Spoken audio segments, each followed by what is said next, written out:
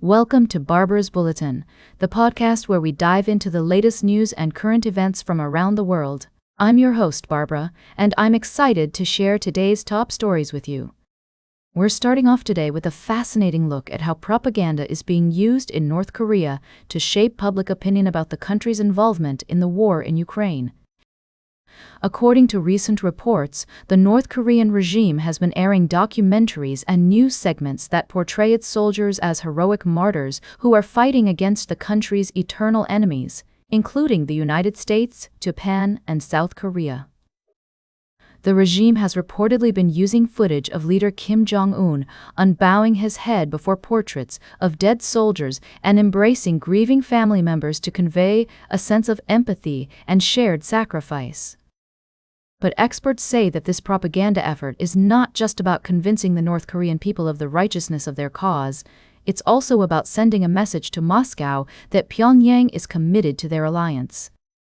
Some analysts believe that the regime may be using these images to signal to other members of the North Korean military that cowardice and incompetence will not be tolerated, and that those who attempt to desert or perform poorly in battle will face severe punishment.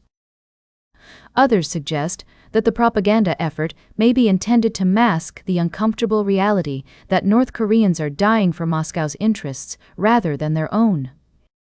It's a complex and nuanced issue, and one that raises important questions about the role of propaganda in shaping public opinion and influencing international relations. We'll be keeping a close eye on this story as it continues to unfold, and we'll bring you more updates and analysis in the days to come.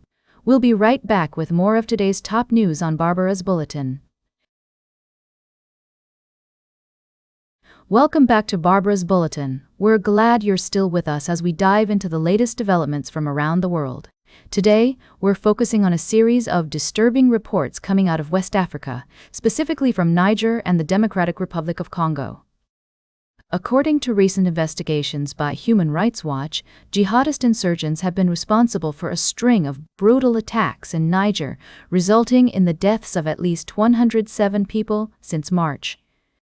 These attacks include a mass murder at a mosque in the western Tillabéri region, where over 70 worshippers were shot dead during prayers. The rights group has documented 5 separate attacks, with witnesses describing the horrific scenes they encountered, including bodies riddled with bullets and children among the victims.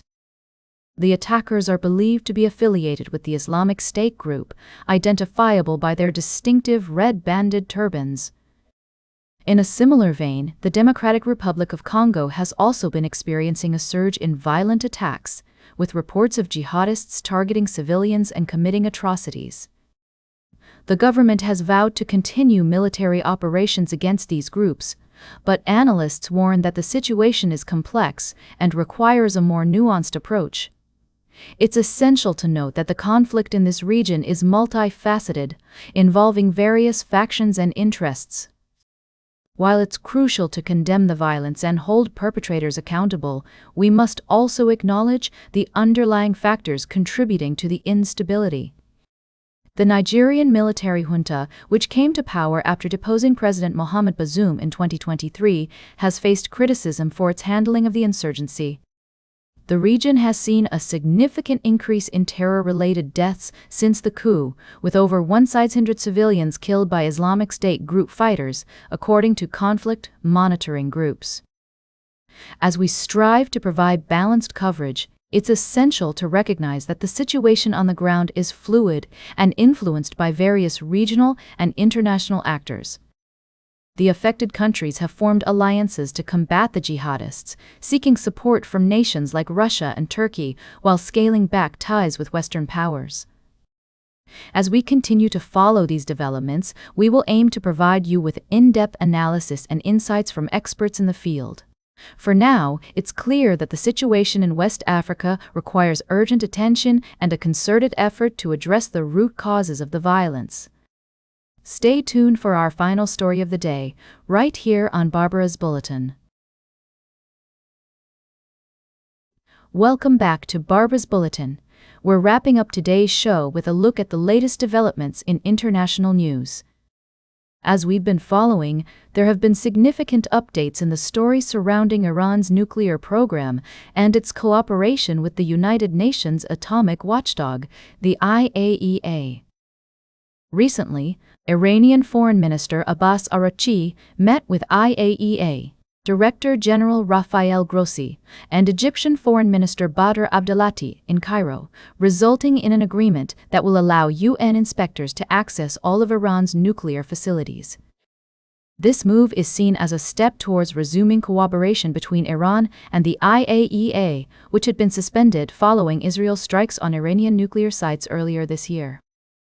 According to Director General Grossi, the agreement provides for a clear understanding of the procedures of inspection notifications and their implementation, and will require Iran to report on the whereabouts of material that was at sites attacked by Israel. This includes accounting for over 400 kilograms of highly enriched uranium, which the IAEA has expressed concern about. It's worth noting that this development comes as European nations, including France, Germany, and the United Kingdom, have begun the process of reimposing sanctions on Iran due to its non-compliance with the 2015 nuclear agreement.